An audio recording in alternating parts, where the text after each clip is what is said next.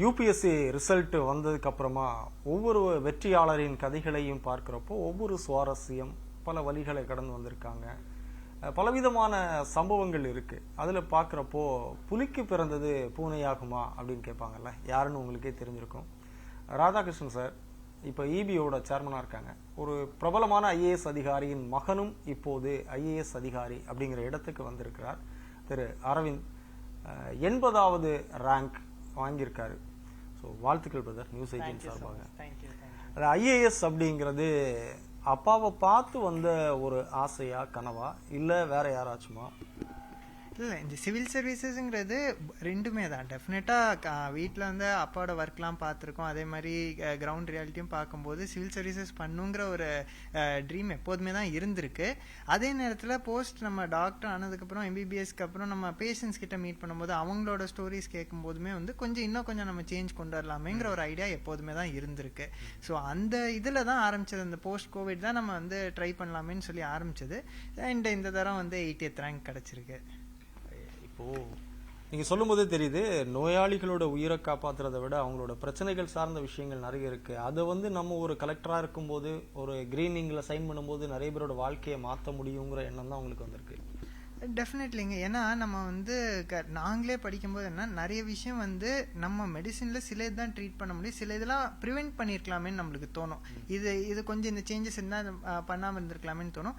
அது வந்து இந்த சிவில் சர்வீசஸ்ங்கிறது அந்த ஒரு பிளாட்ஃபார்ம் கொடுக்குது. நம்ம வந்து எந்த சர்வீஸாக இருந்தாலுமே அது ஒரு பிளாட்ஃபார்ம் கொடுக்குது. நம்ம அந்த மாதிரி ஒரு சேஞ்ச் கொண்டு வரதுக்கு அதை மீறி நிறைய விஷயங்கள் இருக்கு ஹெல்ப் பண்ணுறதுல. ஸோ அந்த ஒரு ஐடியாவில் தாங்க.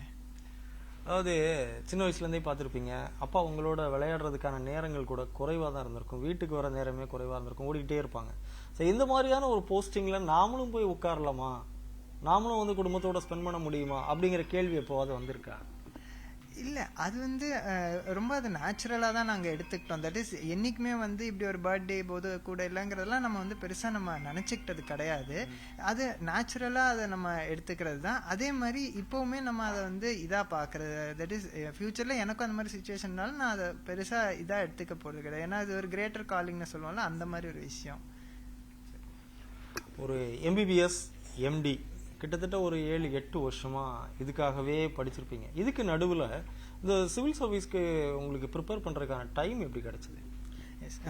மோர் தென் தட்டுங்க. அதுக்கு முன்னாடி நான் ஒன்று தெரிவிக்கணும்னா, ஆல் த குவாலிஃபயர்ஸ்க்கு எல்லாருக்குமே நான் வந்து கங்க்ராட்ஸ் சொல்ல விரும்புகிறேன். அதே நேரத்தில் ரொம்ப முக்கியமாக யாரெல்லாம் இந்த லிஸ்ட்டில் வரலையோ ஆர் முன்னாடி மெயின்ஸில் வந்து கிளியர் பண்ணாமையோ இல்லை ப்ரிலிம்ஸ் கிளியர் பண்ணாதவங்க வந்து என்னென்னா மல்டிபிள் டைம்ஸ் உங்களுக்கு அட்டெம்ப்ட்ஸ் இருக்குது அண்ட் எந்த டைம் நம்மளுக்கு கிளிக் ஆகுங்கிறது தெரியாது. ஸோ அந்த ஒரு மோட்டிவேஷன் இருக்கணும்.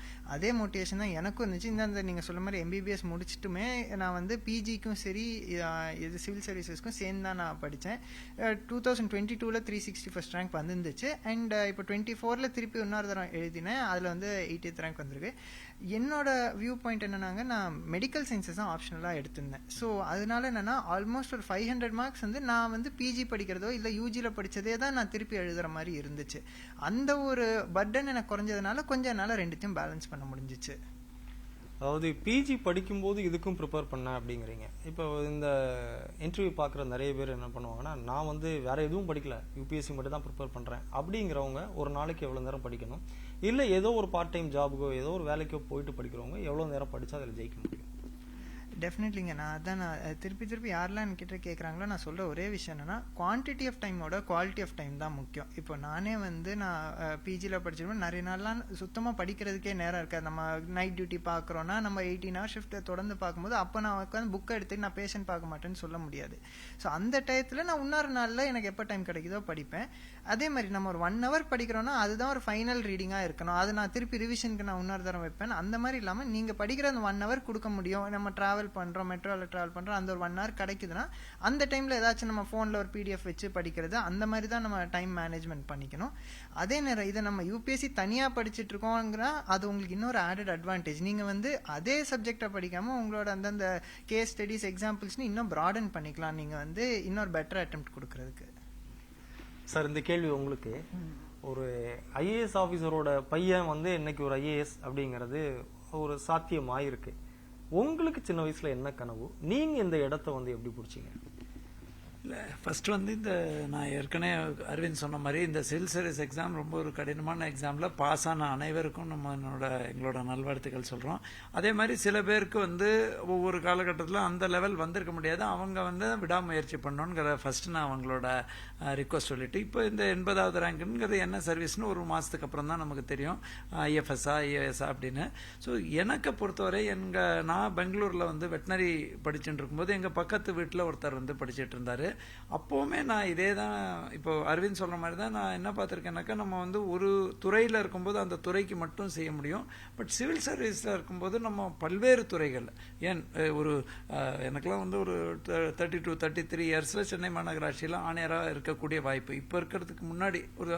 ஸோ இந்த மாதிரி எல்லாம் நம்ம அதே மாதிரி கலெக்டராக நம்ம 4 மாவட்டத்தில் இருக்கக்கூடிய வாய்ப்பு, எந்த ஒரு துறையாக இருந்தாலும், ஏன் நம்ம மாவட்ட ஆட்சியர் ஆணையாளர் மற்றும் இல்லாமல் எந்த துறையாக இருந்தாலும் நம்ம பொது சேவையே பண்ணக்கூடிய வாய்ப்புகள் இருக்குது. இன்னொன்று என்னன்னாக்கா, நமக்கு பொசிஷன்ஸில் நிறைய இன்ட்ராக்ட் பண்ணக்கூடிய, நான் எப்போவுமே பப்ளிக்கு சொல்கிறது, குறிப்பாக யங் ஆஃபீஸருக்கு சொல்கிறது, களத்துக்கு நம்ம அடிமையாக இருந்தால் இன்னும் நல்லாயிருக்கும், புள்ளி விவரங்களுக்கு அடிமையாக இருக்கக்கூடாதுன்னு. இதெல்லாம் பார்க்கும்போது எனக்கு அந்த காலத்திலேயே வந்து இந்த கால்நடை துறையிலேருந்து அந்த ஒரு இன்ட்ரெஸ்ட் வந்தது. பக்கத்தில் வீட்டில் ஒரு ஜாகிர்தார்னு ஒருத்தர் பண்ணுறது. ஸோ அப்படியே படிப்படியாக நான் பண்ணேன். டக்குன்னு எனக்கு அந்த 92ல் வாய்ப்பு கிடைச்சது. வேர் போத் எங்கள் ஃபாதரின்ல வந்து மிக பிரபலமான ஒரு மருத்துவராக இருக்கும்பொழுது மருத்துவத்துறையிலேயே ரொம்ப இன்ட்ரெஸ்டாக பண்ணி ஜெனரல் மெடிசின் பண்ணிட்டு இருந்தார். பேரலி இதையும் பண்ணிட்டு இருக்காங்க. ஸோ இது we are just open. So 2 பேருக்குமே அந்த மாதிரி தான் ஒரு இன்ட்ரெஸ்ட். உங்களோட சொந்த ஊர் எங்க, நீங்கள் படித்ததெல்லாம்? நான் வந்து ஆக்சுவலாக பிறந்தது ஆவடிங்க, மிலிட்ரி ஹாஸ்பிட்டல் ஆவடி. ஃபாதர் ஏர்ஃபோர்ஸில் இருந்தார். அதுக்கப்புறம் நாங்கள் பூராமே கான்பூர், சண்டிகர், அதுக்கப்புறம் நாசிக், தேவலாலி, ஓஜார் அப்படின்னு போய் பள்ளி பூரா அங்கே படிச்சுட்டு, அதுக்கப்புறம் நான் வெட்டினரி வந்து பெங்களூரில் படித்தேன். மாஸ்டர்ஸ் டிகிரி வந்து கேரளாவில் படித்தேன். கேரளாவில் ஒரு 2 இயர்ஸ் நான் அந்த அசிஸ்டன்ட் ப்ரொஃபஸராகவும் அங்கே இருக்கிற யூனிவர்சிட்டியில் வேலை பார்த்ததுக்கப்புறம் தான் டக்குன்னு இங்கே சிவில் சர்வீஸ் நம்மளோட ஸ்டேட்டும் லக்கிலி அது எல்லாருக்கும் கிடைக்கணுங்கிறது கிடையாது, கிடைச்சிது. ஸோ அதுக்கப்புறம் இங்கே சர்வீஸ் பண்ணக்கூடிய வாய்ப்பு கிடைச்சிது. அது கவர்மெண்ட்டுக்கு நன்றி. நீங்கள் பையனுக்கு சொல்லக்கூடிய அட்வைஸ் என்ன? ஒன் வந்து எந்த போஸ்ட்டுமே, சிவில் சர்வீஸ் எல்லாருக்குமே நான் சொல்லக்கூடியது, எல்லா போஸ்ட்டுமே முக்கியம். அது மாதிரி சிவில் சர்வீஸில் 3 ஆல் இண்டியா சர்வீசஸ் இருக்கா, ஏஎஸ், அதே மாதிரி ஃபாரின் சர்வீஸ், அதுக்கப்புறம் ஐபிஎஸ், அது இல்லாமல் 25 வகை இதர சர்வீசஸ் இருக்குது. எந்த சர்வீஸில் இருந்தாலும் நம்ம பப்ளிக் வந்து நிறைய எதிர்பார்ப்போடு இருக்காங்க. இப்போ நாங்கள் இங்கே பார்க்குறோம் இல்லையா, நிறைய பேர் வந்து பாராட்டுறதோட அவங்களோட எதிர்பார்ப்பு. அதற்கு நாங்கள் நம்ம களத்துக்கு நம்ம வந்து அடிமையாக இருக்கணுமே தவிர்த்து நிறைய திட்டங்கள் இருந்தாங்கன்னா புள்ளி விவரங்களே நம்ம சொல்லிட்டு இருந்து சரி. ஸோ காமன் சென்ஸ், பொது அறிவு நிர்வாகம், கண்கூடான நிர்வாகம், ரிசல்ட் ஓரியன்ட் நிர்வாகம் இருக்கும். அதுக்கு தேவையான அரசில் போய் நிதி, ஆள் மற்றும் எக்யூப்மெண்ட் பெறணும்.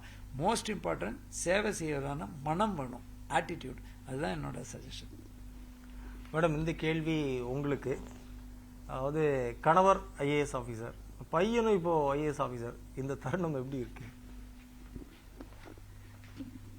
இட்ஸ் ரொம்ப நல்ல ஒரு சுச்சுவேஷன் தான் அது. லைக் இந்த சென்ஸ் தட் அவ்வளோ ஹார்ட் ஒர்க், அதாவது மோர் தென் தட் இன்னைக்கு ரிசல்ட்டோட அவ்வளோ ஹார்ட் ஒர்க் பண்ணது நம்ம கண் கூட தெரியும். அது ஏன்னா அந்த அளவுக்கு எக்ஸாம் எழுதுறதுலேருந்தும் ப்ரிப்பரேஷன்லேருந்தும் அவன் எவ்வளோ கடுமையாக வச்சாங்குது. ஸோ நான் வந்து இந்த மாதிரி like that's my wish that இந்த மாதிரி ஏதாவது அவனோட உழைப்புக்கான ஒரு நல்ல ஒரு இது கிடைக்கணும் அப்படிங்கிறது.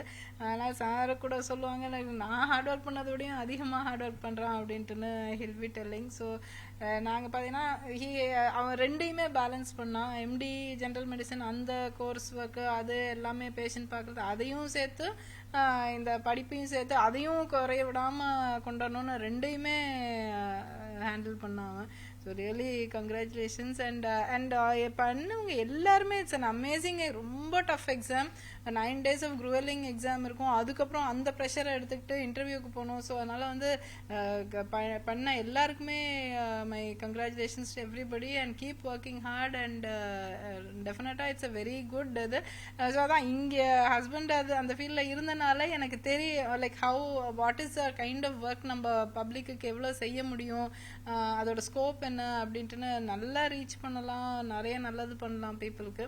ஸோ அதனால் ரொம்ப நல்ல ஒரு platform and everybody should try and do and I'm sure everything will fall in place. நீங்க மதுரையில படிச்சீங்கல்ல, அந்த காலகட்டத்துல உங்களோட ஆசை என்னவா இருந்தது? நானும் ஒரு காலத்துல ஒரு 10th ஸ்டாண்டர்ட் படிக்கும்போது ஏன்னா எங்களுக்கு ஆக்சுவலா ஃபேமிலியில வந்து என்னோட அப்பா வந்து டாக்டர் நாகராஜன், அவர் வந்து நியூராலஜிஸ்ட், நரம்பியல் தான். So he was a doctor for lot of IPS officers, அந்த ஊரை கிராஸ் பண்ணிட்டு இருக்கிற ஐபிஎஸ் எல்லாருமே. ஸோ அதனால எங்களுக்கு அதோட இன்ஃப்ளூயன்ஸ் அந்த ஸ்டேஜ்லேயே இருக்கும் எங்களுக்கு. அதனால நானும் ஜஸ்ட் ட்ரீம் மட்டும் பண்ணினேன். அஃப்கோர்ஸ் அந்த அளவுக்கு ஐ couldn't take it head. But எனக்கு கெமிஸ்ட்ரி ரொம்ப பிடிச்சிருந்தது, அதனால நான் அதை ஆல்சோ ரொம்ப இன்னும் சின்ன வயசுல எனக்கு பெட் அனிமல்ஸ் ரொம்ப பிடிக்குனாலும் வெட்டினரி டாக்டர் ஆகணும்னு ரொம்ப ஆசை இருந்தது. ஸோ இவரு வெட்டினரியாக ஆகிட்டாரு, இது சர்வீசஸ்லையும் இருந்தாங்க.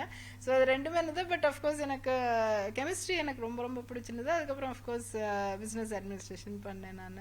ஸோ அதனால